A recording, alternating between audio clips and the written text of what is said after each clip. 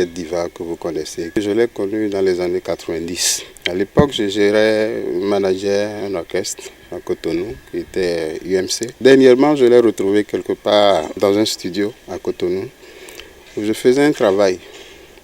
Elle a écouté ce que je faisais, elle m'a dit, mais tu sais, tu es un parolier.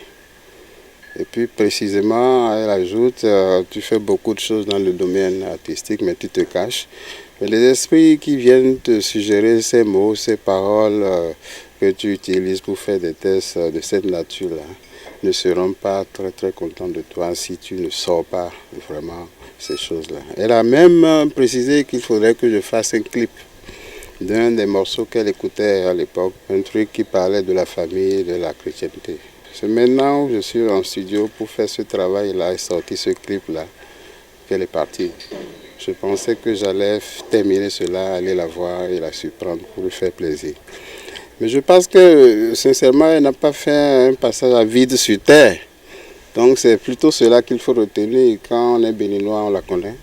On sait ce qu'elle a fait pour tout le Bénin. Et je pense que pour ceux qui sont encore dans ce domaine artistique-là, qu'elles servent vraiment de modèle à suivre. Il faut couler les larmes, mais il faut aussi manifester la joie. Parce que Dieu nous donne des gens qui marquent leur passage sur terre, n'est-ce pas?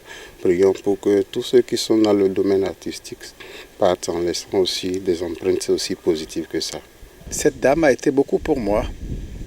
Beaucoup pour moi, c'est vrai que c'est la maman de tous les artistes, c'est la maman du monde, c'est la maman béninoise. Mais notre histoire est particulière.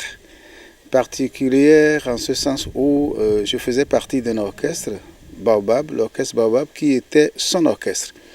L'orchestre qui allait l'accompagner à Cotonou.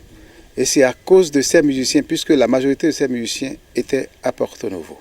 Alors, la majorité, pour ne pas dire tous les musiciens étaient à Porto Novo. Il n'y avait même pas un seul qui était à Cotonou.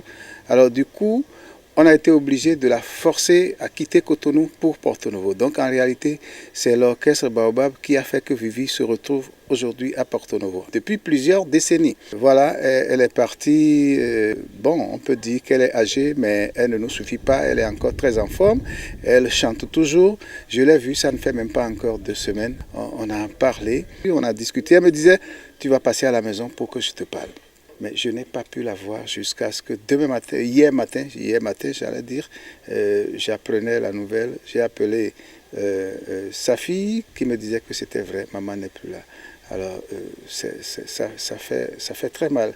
Ça fait très mal, surtout que je n'ai pas pu l'entendre avant qu'elle ne quitte. Qu'on la reconnaisse en tant que chanteuse de paix et tout ça, je crois que c'est normal parce qu'elle n'a fait que ça. Quand elle quitte ces messages de paix, c'est les louanges. Alors c'est vraiment une maman, c'est une religieuse qui ne dit pas son nom. Alors c'est les louanges, et les louanges, la paix. Quand on parle de paix aussi, c'est aussi les louanges. C'est un message de paix que nous véhiculons en chantant l'Éternel, en glorifiant l'Éternel. Et par l'Éternel, la paix peut arriver facilement. Donc elle a toujours tourné autour de la paix, autour des louanges. Donc c'est ce qu'on lui reconnaît et je crois que c'est capital pour nous aujourd'hui.